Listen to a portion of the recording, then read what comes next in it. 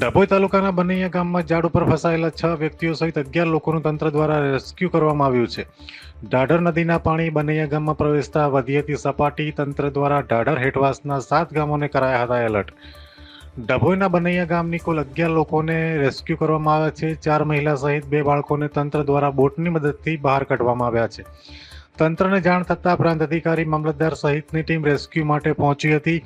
ઘટના સ્થળે આપદા મિત્રો તેમજ ચાંદોદના નાવિક ચાલકોની મદદથી ઝાડ ઉપર ફસાયેલા 6 વ્યક્તિ સહિત 11 લોકોનું સુરક્ષિત રેસ્ક્યુ કરવામાં આવ્યું છે.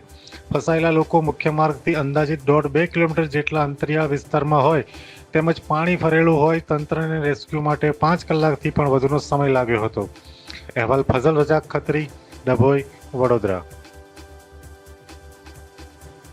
ઇન્ડિયન મેટરોલોજીકલ ડિપાર્ટમેન્ટની જે સચોટ આગાહી હતી એ આગાહીના ફળ સ્વરૂપે જે અતિવૃષ્ટિ અને ક્લાઉડ બસ્ટ જેવી ઘટનાઓ ડીપ ડિપ્રેશનને કારણે જે સર્જાઈ અને એ અતિ ભારે વરસાદ જે ઉપરવાસમાં તથા નીચેવાસમાં પણ હતો, એના અનુસંધાને જે અલગ અલગ જગ્યાએ અમારી ટીમ જે છે એ કામગીરી કરી રહી હતી અને એ કામગીરીના અનુસંધાને જેટલા પણ લોકોને સ્થળાંતરિત કરવાના હતા એ સ્થળાંતરિત કરવા પાત્ર લોકોમાંથી એક કુટુંબને એવી સમજણ હતી કે એમની જે રૂઢિગત સમજણ પ્રમાણે નદીનું પાણી એ એમના અમુક લેવલ સુધી આવશે અને એ લોકો ખેત મજૂર તરીકે ત્યાં રહેતા હતા અને ભૂતકાળમાં પણ એ લોકોએ ત્યાં આગળ રાતવાસો કરી અને પાણી આવે પછી પાણી નીકળી જાય એ પ્રકારના એમના અનુભવો અને અનુસંધાને એ લોકો ત્યાં રહ્યા હતા.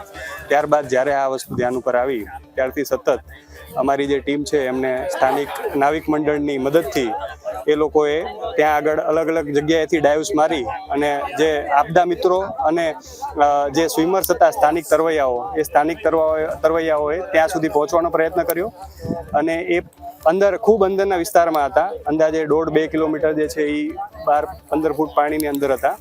તો આવી પરિસ્થિતિમાં ત્યારબાદ અમે અહીંયાથી જે ચાંદોદ અને કરનાળી ખાતે જે અલગ અલગ પિતૃશ્રાદ્ધ અર્થે જે બોટનો ઉપયોગ થતો હોય છે એમાંથી એક બોટ જે છે એને સવારમાં અર્લી મોર્નિંગ અહીંયા મગાવી લીધી. ત્યારબાદ જે નાવિક મંડળ જે છે એ નાવિક મંડળના અમને જે સપોર્ટ મળ્યો એ ખરેખર ખૂબ અદ્ભુત સપોર્ટ મળ્યો. એ લોકોએ દિલે જાનથી મહેનત કરી અને આજે રેસ્ક્યુ ઓપરેશનના ભાગરૂપે ત્યાં આગળ ફસાયેલા કુલ 11 જેટલા લોકોમાંથી 6 જેટલા બાળકો અને મહિલાઓ કે જે ડિઝાસ્ટર મેનેજમેન્ટની પ્રાયોરિટી પ્રમાણે અમે લઈને આવી ગયા છીએ અને બોટની કેપેસિટી પ્રમાણે સ્થાનિક જ જે અમારું મંડળ જે છે એ મંડળ જ નાવિક મંડળ જ ત્યાં આગળ હવે ફરી પાછું રેસ્ક્યુ કરવા માટે નીકળી ગયું છે અને આવેલા લોકોને ડૉક્ટર સાહેબ જે છે એ અલગ અલગ જે છે એ દવાઓ અને એમને ઇલેક્ટ્રોલાઇટ્સ વગેરેની જે પીણા છે એ આપી રહ્યા છે. અને આ જે છે એ આખી જે કામગીરી જે છે એ માનનીય નિવાસી અધિક કલેક્ટર સાહેબ અને કલેક્ટર સાહેબ વડોદરાના માર્ગદર્શન હેઠળ અને ગુજરાત સરકાર જે છે એના ભાગરૂપે મેં આ કામગીરી કરેલી છે. તો હું આ પ્રસંગે ફરી એક વખત જે સ્થાનિક નાવિક મંડળ જે છે ચાંદોદ નાવિક મંડળ એનો હૃદયથી આભાર વ્યક્ત કરું છું. Thank you.